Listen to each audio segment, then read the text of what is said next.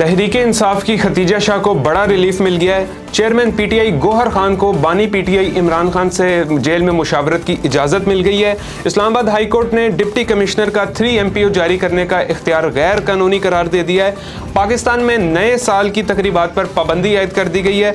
मुल्की ज़र मुबादला ज़खायर में बड़ा इजाफा हुआ है। तमाम तर डिटेल्स पर बात करेंगे। अस्सलाम वालेकुम, मैं हूँ वफाक नज़ीर। उर्दू क्रॉनिकल के फेसबुक और यूट्यूब चैनल पर खुश आमदीद।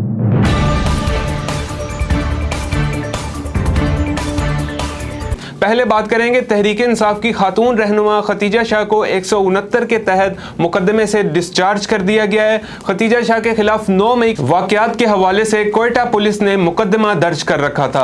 उन पर 9 मई के वाकयात के हवाले से लोगों को उकसाने का इल्ज़ाम था।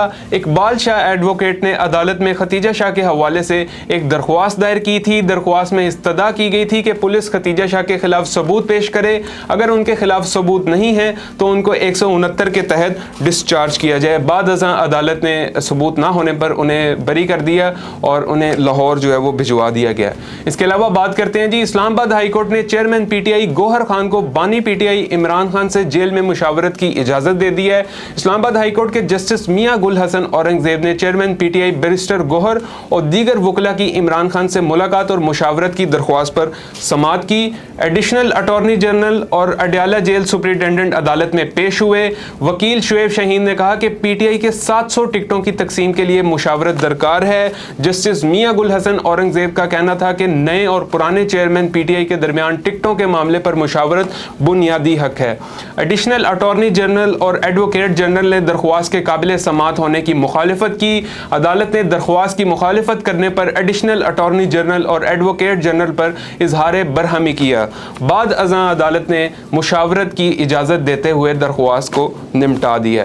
इसके अलावा बात करते हैं जी, इस्लामाबाद हाई कोर्ट ने डिप्टी कमिश्नर का 3 MPO जारी करने का जो इख्तियार है उसे गैर कानूनी करार दे दिया है। तफसीलात के मुताबिक जस्टिस बाबर सत्तार ने शहरियार अफरीदी और शंदाना गुलजार की MPO के तहत जो गिरफ्तारी है उसके खिलाफ दरख्वास्तों को मंजूर कर लिया है। अदालत ने करार दिया है कि 3 MPO का इख्तियार सिर्फ वफाकी काबीना के पास होना चाहिए। इस्लामाबाद हाई कोर्ट के फैसले के मुताबिक डिप्टी कमिश्नर इस्लामाबाद 3 MPO जारी नहीं कर सकते।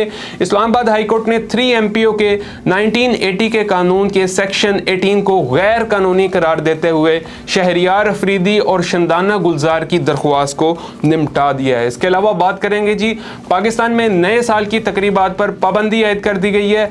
निगरान वज़ीर आज़म ने फ़लस्तीन के साथ इज़हार यकजहती के लिए साल नौ की तकरीबात पर पाबंदी लगा दी है। वीडियो पैगाम में अवाम से नए साल की आमद पर गजा के मज़लूम अवाम से इज़हार यकजहती के लिए सादगी का मुजाहरा करने की अपील की गई है। उन्होंने कहा है कि काबिज इसराइली अफवाज फ़लस्तीन में तबाही मचा रही है। पूरी पाकिस्तानी कौम और उम्मत मुस्लिमा मासूम फ़लस्तीनियों की नस्ल कुशी बिलखसूस बच्चों के कत्ल पर गहरे गम में मुब्तला है। उनका कहना है कि पाकिस्तान ने फ़लस्तीन के मजलूम अवाम के लिए तमाम बैनुल-अक़वामी फोरम्स पर आवाज़ उठाई और मुस्तकबिल में भी ऐसा करता रहेगा।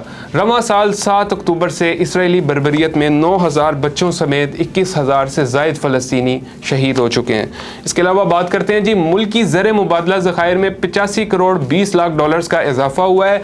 तफसीलात के मुताबिक स्टेट बैंक के ज़खायर 85.23 करोड़ डॉलर इजाफे से 7 अरब 75 करोड़ डॉलर से तजावुज़ कर चुके हैं, जबकि कमर्शियल बैंकों के ज़खायर 6.5 करोड़ डॉलर कम होकर 5.09 अरब डॉलर रह चुके हैं। स्टेट बैंक ऑफ पाकिस्तान के मुताबिक मुल्की मजमूई ज़र मुबादला के ज़खायर 78.7 करोड़ डॉलर बढ़ चुके हैं।